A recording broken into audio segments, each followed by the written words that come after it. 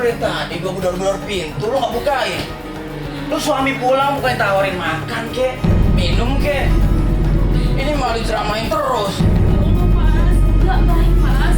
Bapak makan terus. Lu gak usah ngurusin gua. Terserah gua. Gua mau mabok kek, gak mabok kek. Bukan urusan lo. Ampun Mas, saya mau dapat omongan dari kamu. Ngapain sih lo peduliin tuh omongan tetangga? Hah? Lo gak usah mikirin gue deh. Pergi sana, pergi.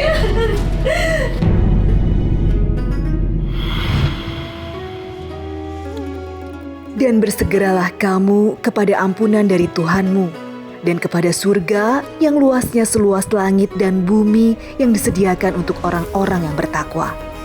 Quran Surat Ali Imran ayat 133.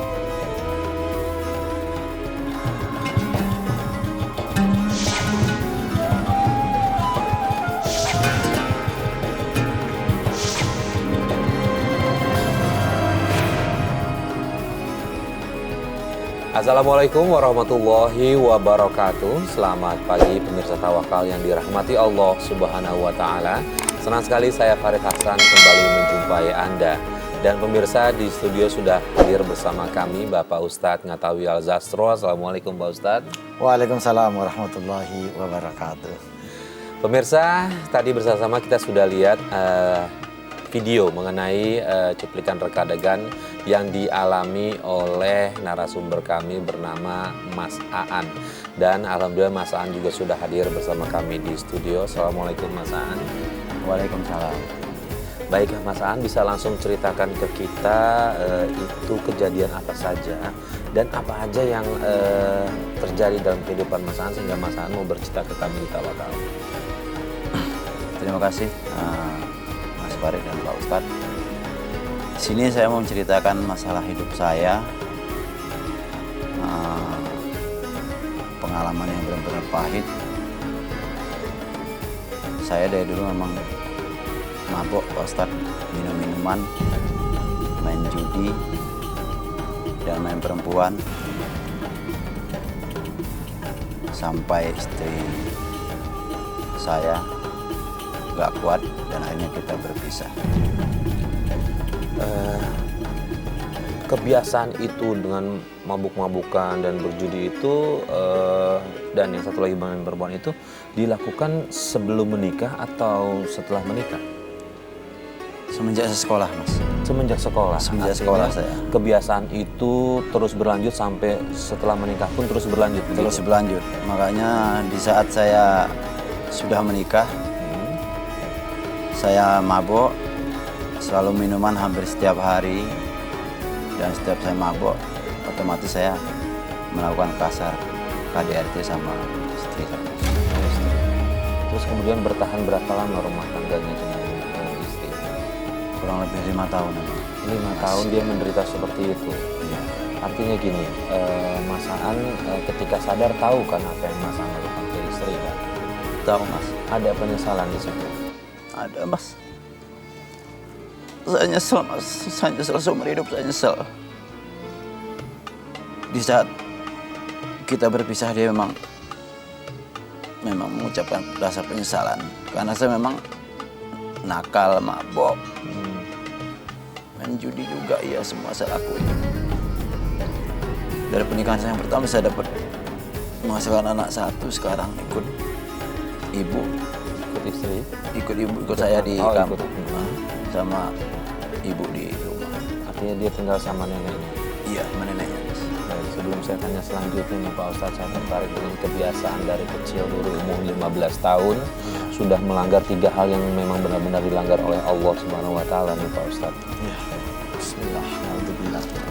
Mas Aan ini menjadi cermin bagi kita semua. Bagaimana ketika hidup itu jauh dari tuntunan-tuntunan yang sudah diberikan oleh Allah, ternyata tidak memberikan apa-apa, Mas Farid. Jadi mabuk, judi, perempuan, yang itu kelihatannya itu bisa menjadi pelarian dari segala kesulitan. pelarian untuk memperoleh kesenangan-kesenangan. Tapi ternyata di balik semua itu kan nyakit, kemadorotan.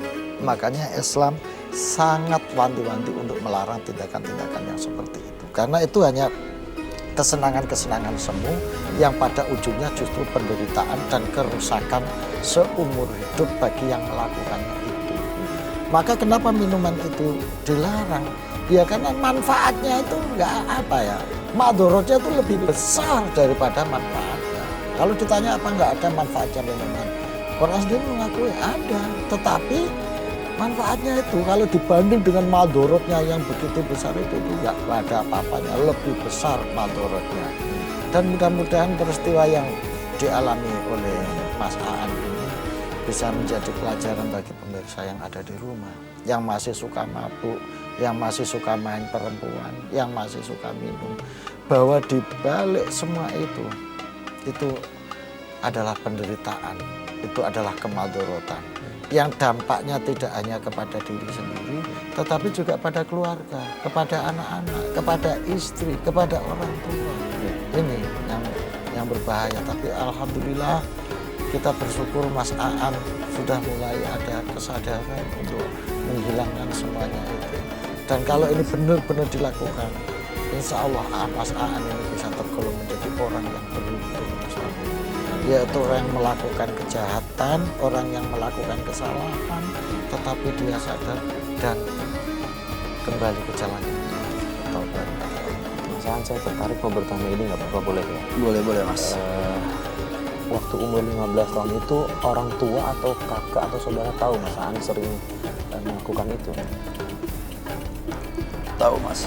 Terus mereka mengingatkan Mas Aan atau tidak? Cuman nggak pernah saya dengerin Mas. Setiap orang tua ngomong, bahkan keluarga ngomong itu saya nggak pernah dengerin. Yang penting saya mabok aja tiap malam tuh. Saya pasti minum. Mas Aan ada masalah dengan keluarga hingga pelariannya seperti itu? Ya mungkin pergaulan saya Mas. Saya salah pergaulan makanya saya.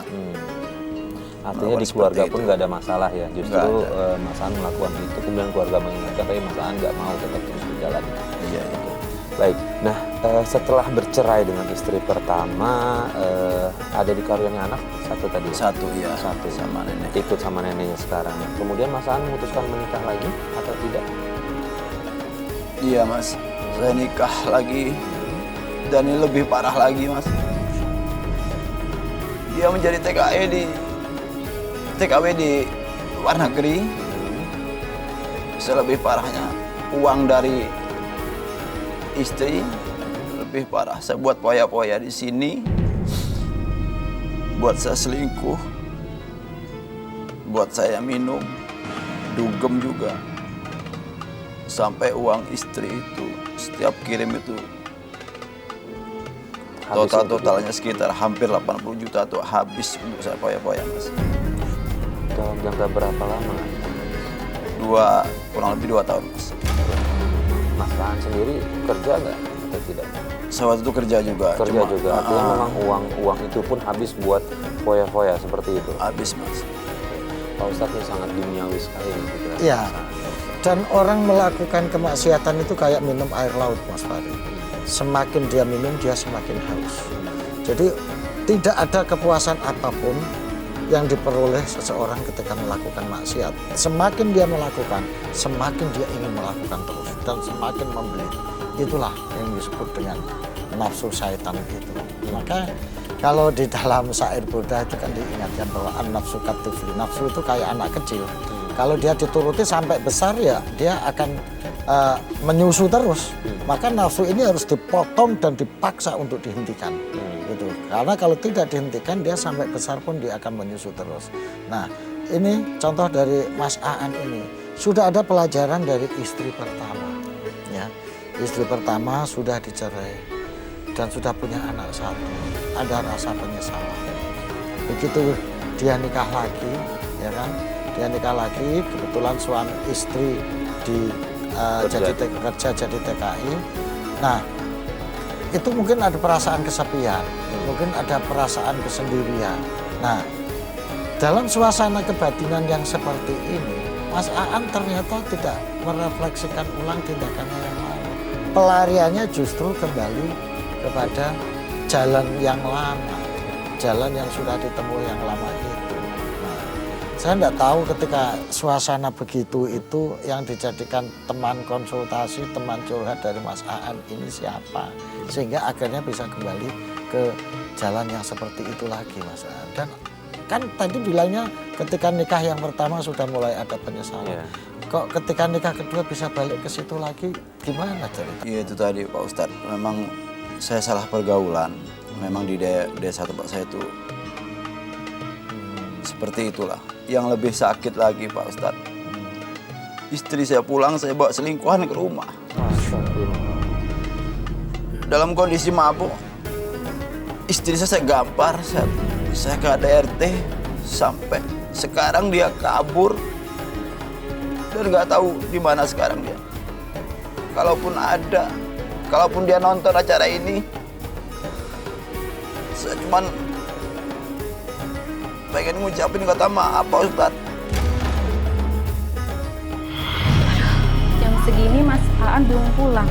Nggak seperti biasanya. Mana ya? Astagfirullahaladzim, Mas! Kamu mabok lagi, Mas! Bantu nih berisik banget sih. Ini siapa, Mas? Ini siapa? Hei, gue ceweknya. Kalau pembantunya. Hei! Kamu ini siapa? Saya ini istri sahnya Mas Aan. Lu nggak usah jambak-jambak dia deh. Mas! Sadar, Mas! Saya setiap hari mencari kerja, mencari nafkah buat kita, Mas! Kenapa Mas selingkuh sama perempuan ini? Saya kurang apa, Mas?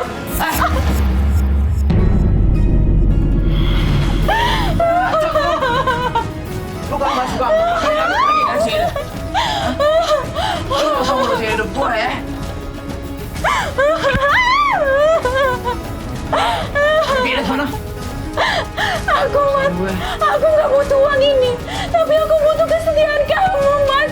Dan keluarga kita. Bodoh.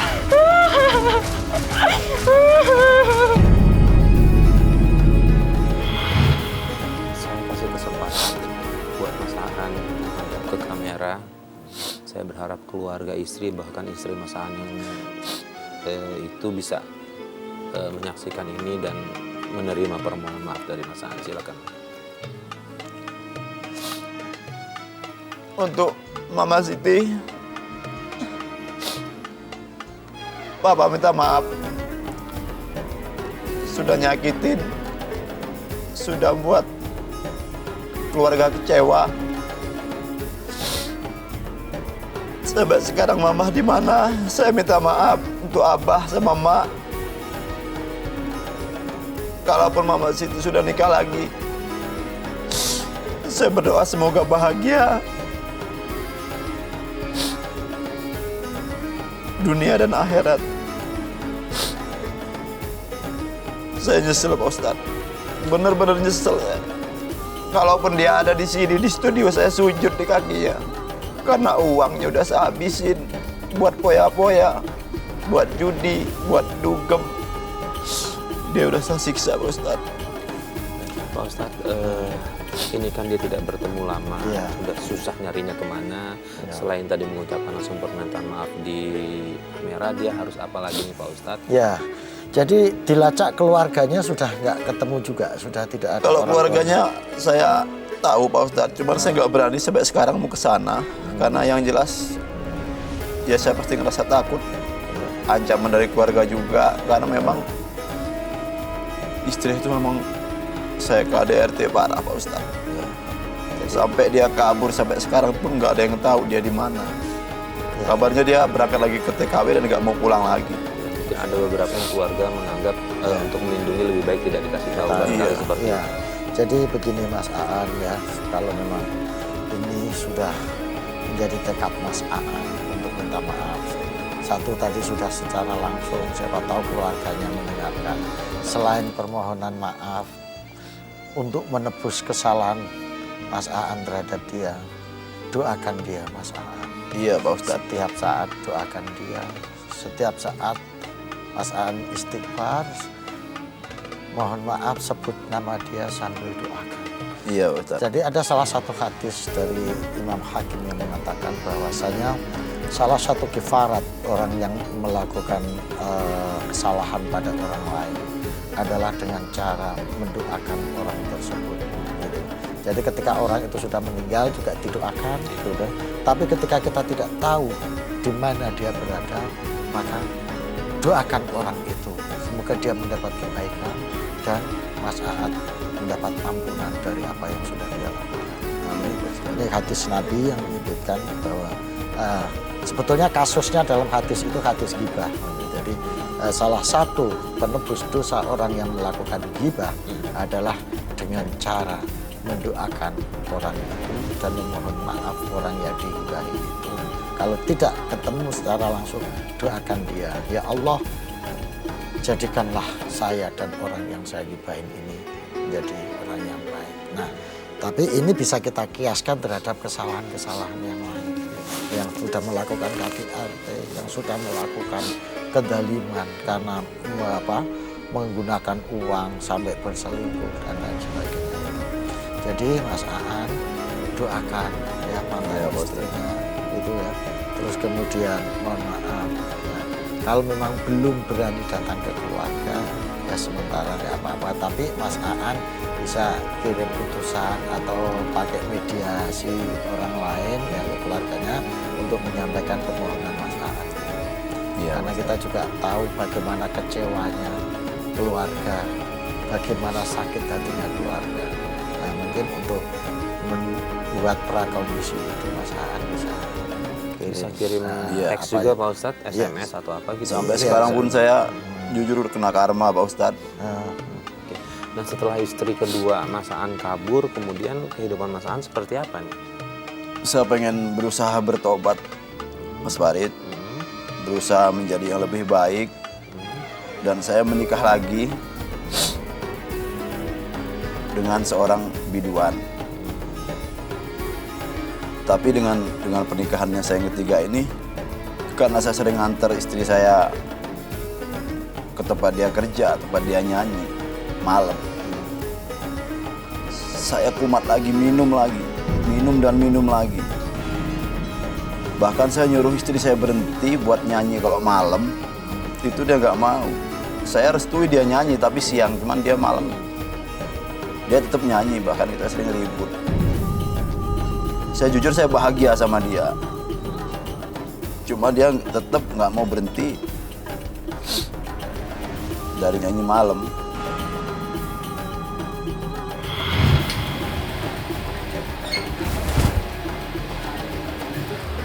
Kamu mau kemana, Ma? Ya mau nyari duit lah, malam ini aku ada job nyanyi. Aku kan udah bilang, Ma, kamu nggak usah nyanyi. Aku tuh nggak suka kamu nyanyi malam-malam. Dengar ya, kamu itu cuma supir. Kalau aku nggak nyanyi, bagaimana aku bisa memenuhi kebutuhan kita sehari-hari? Aku butuh shopping, aku butuh beli make up. Tapi, Ma, aku tuh nggak suka kamu nyanyi malam-malam, Ma.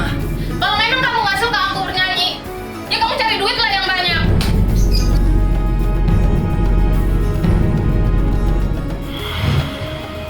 Pak Ustadz, gimana caranya Pak Ustadz ingin berhenti, tapi apa yang dia lakukan pekerjaannya ternyata ketemu lagi sama hal-hal yang sudah pernah ia lakukan ya Pak Ustadz?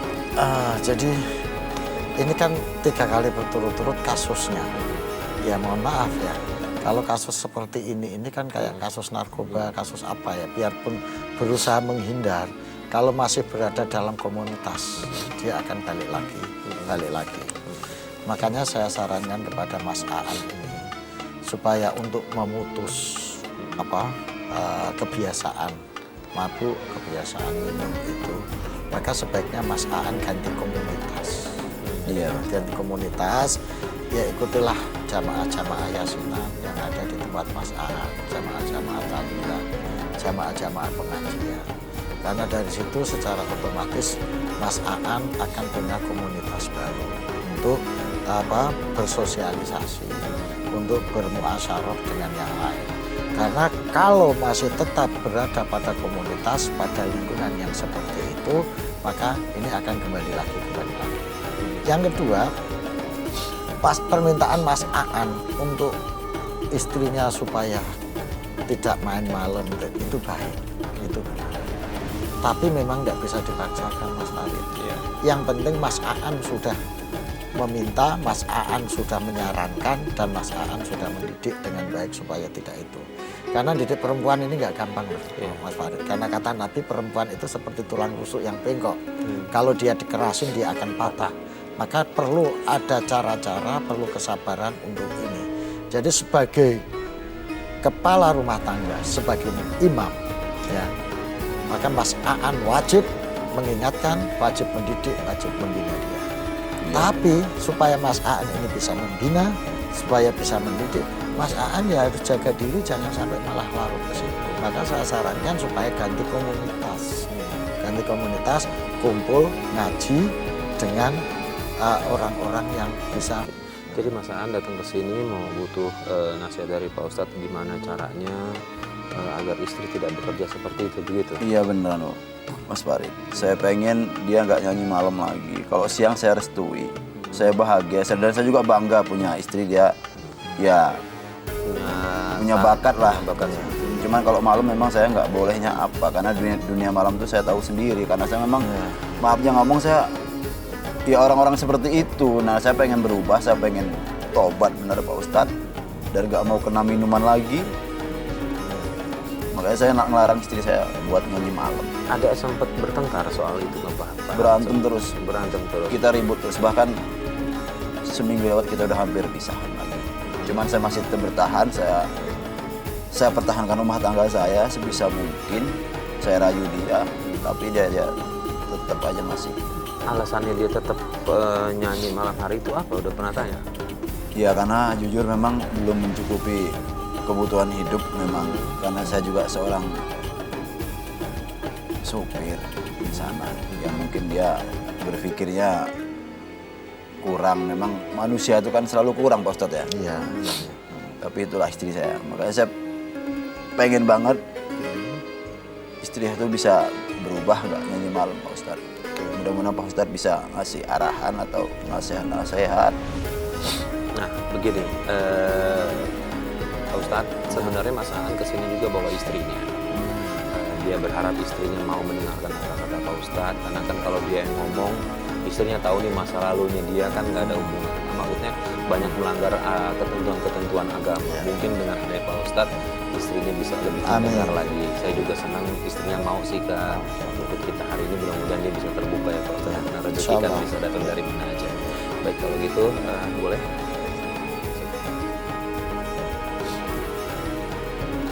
Assalamualaikum Mbak. Silakan.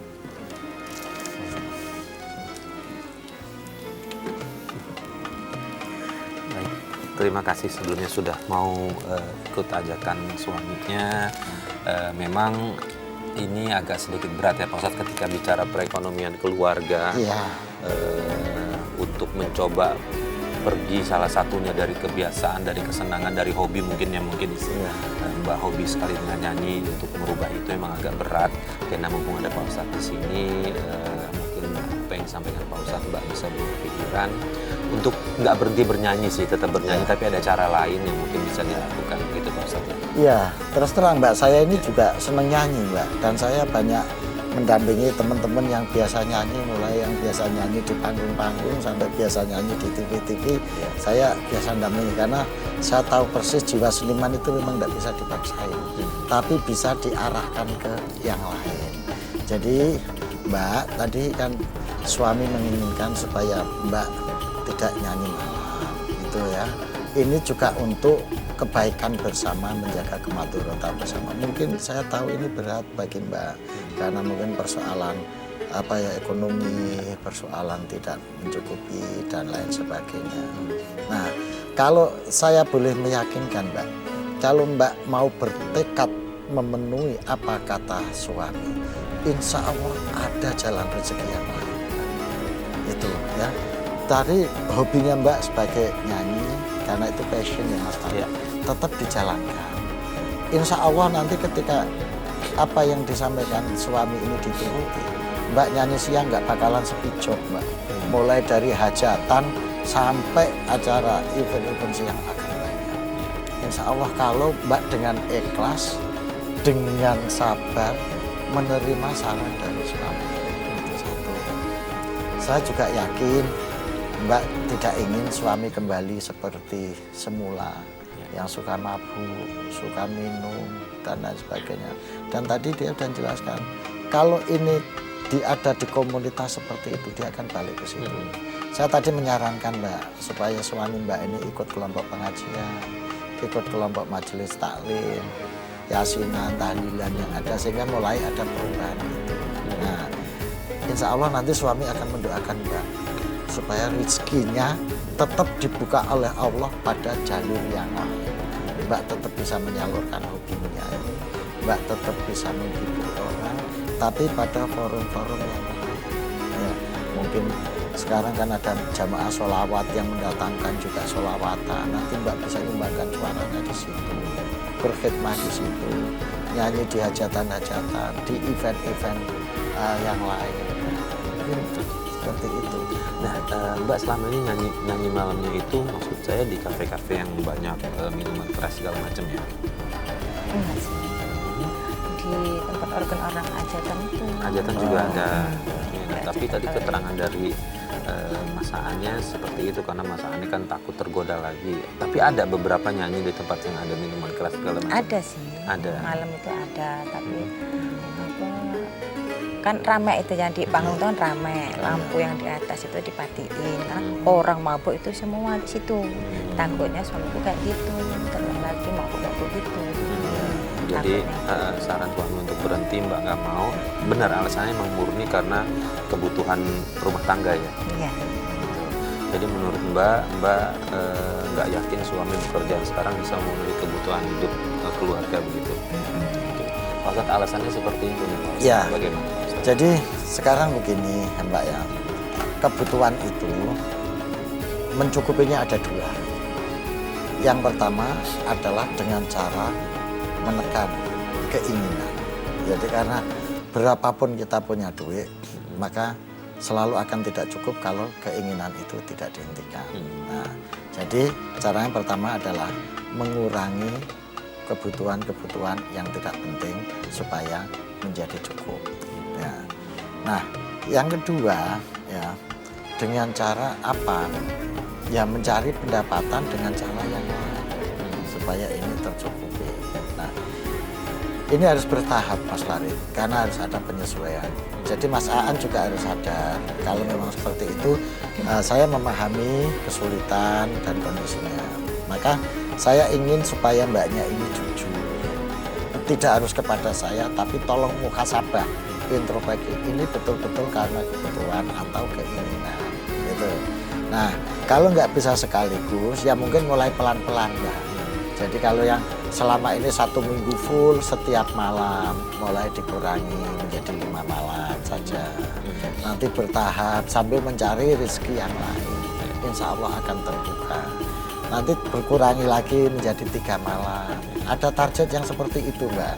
Sehingga nanti pelan-pelan Allah akan membukakan jalan ke yang lain, gitu.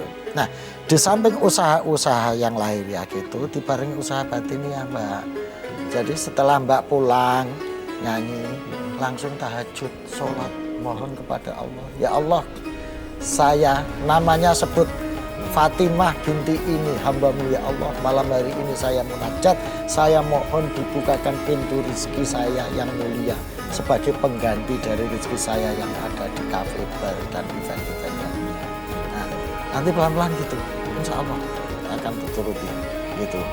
Jadi Mas Aan, yang terpenting ada kesadaran dari Mbak untuk mengikuti apa arahan dari istri, arahan dari suami, karena suami sedang mengarahkan baik. Dan Mas Aan juga jangan memaksakan terlalu dini. Kalau memang istri sudah ada niatan untuk mengurangi ya dan mengikuti saran dari Mas Aan ini. Pak Ustadz, untuk Mas Aan sendiri nih Pak Ustadz, agar dia tidak tergoda lagi apa yang dia lakukan sebelum-sebelumnya, doa apa yang bisa menguatkan dirinya untuk berhenti total nih untuk taubatan nasuha nih Pak Ustadz? Ya, jadi untuk yang istri yang tadi ya, nanti akan kita catatkan untuk yang seperti itu. Nah, untuk yang Mas Aan baca itu doanya Nabi Adam ini. Rabbana dzulamna anfusana fa illam taghfir lana wa tarhamna lanakunanna minal khasirin. Dibaca itu terus. Jadi mohon istighfar, mohon ampun terhadap salah dan dosa yang telah kita lakukan, dan semoga Allah melindungi, mengampuni dari dosa-dosa yang telah kita lakukan. Jadi itu dibaca Mas Aan sambil pelan-pelan berubah komunitas supaya tidak kembali lagi ke jalan yang sama. Jadi kerjaan Mas Aan sekarang apa, misalnya bisa jadi supir, bisa jadi penjual apa, tapi luangkan waktu untuk kumpul dengan kelompok pengajian, silaturahmi dengan ke kiai, ya, supaya nanti Mas Aan bisa menjadi pemimpin keluarga yang baik, yang bisa menjadi contoh bagi istri dan anak-anaknya. Kira itu. Buat Mbak sendiri, Mbak sudah tahu masa lalunya Mas Aan seperti itu? Sudah tahu dan mau menerima? Alhamdulillah, syukur, mudah-mudahan bahtera rumah tangga Mbak dan Mas Aan Iya, sekarang ini. dan Mbak perlu bersyukur dari kalau Mas Aan yang dulunya begitu sudah bisa menasihati dan memohon Mbak untuk mengurangi, untuk menjalani hidup yang lebih baik. Sudah alhamdulillah. Pak Ustadz, kalau misalnya ada pilihan yang belum bisa tinggalkan murni, tapi nih misalnya Pak Ustadz dia bekerja masih ya ngaji malam, sementara dia nggak mau coba untuk menyentuh minuman keras dan lain-lainnya itu bagaimana Pak Ustadz proses pencarian rezekinya itu, apakah bisa diterima atau tidak? Ya, soal diterima atau tidak itu Betul, wallahu a'lam, karena Allah itu Maha Rahman dan Rahim. Tapi dari segi kan kita nahkumu bintu wahir, istilahnya kan kita menetapkan justifikasi hukum itu sesuai dohirnya, gitu ya. Jadi kalau memang nggak ada cara lain dia mencari rezeki, ya nggak apa-apa, karena memang kalau dalam keadaan darurat itu barang yang asalnya nggak boleh kan jadi boleh. Misalnya daging babi haram, tapi ketika nggak ada alternatif lain untuk dimakan dalam rangka mempertahankan hidup, ya itu dalam kondisi darurat itu bisa dilakukan. Nah, Mbak juga begitu. Kalau memang nggak ada, sudah cari yang lain, mencoba yang lain, nggak ada. Ya itu harus diniati dalam untuk ganjil darurat. Jangan malah dinikmati. Ya, ini sudah enak kok, biar haram tapi enak. Nah, itu yang nggak boleh. Tapi itu harus diniati dalam rangka kita menambal kebutuhan yang mendesak untuk menjawab kondisi darurat ini. Tapi yang tahu ini kan dirinya sendiri. Kalau misalnya gue udah cari pekerjaan yang lain tapi susah, belum dapat, dan saya sudah berusaha mengurangi sambil mencari yang lain, maka dalam upaya ini itu statusnya boleh untuk itu, untuk sekedar memberi, tidak berlebihan. Tapi kalau sudah berlebihan sampai menikmati dan nggak mau cari usaha yang lain, nggak mau berupaya mencari jalan yang lain, dia sudah ngerasa enak menikmati di situ, nah itu yang nggak boleh. Artinya itu mencari-cari alasan aja Pak? Iya, itu mencari alasan untuk menjustifikasi supaya jadi boleh. Itu makanya yang tahu itu kan dirinya sendiri. Tapi kalau sudah diniati bahwa saya mau berubah, saya mau berhenti dan saya mau mengurangi, insya Allah ada jalan, Mbak. Faida azamta fatawakkal Allah. Kalau Mbak sudah berjanji, sudah berikrar, ya Allah, saya akan mengurangi. Paling tidak di situ dulu sebelum bisa berhenti. Saya akan mengurangi job saya, nyanyi saya di tempat-tempat yang bisa mengundang dan memancing saya untuk berbuat maksiat. Nah, mohon pada Allah begitu, Mbak. Nanti insya Allah akan dibukakan jalan rezeki, Mbak, untuk yang lebih baik dan lebih mulia.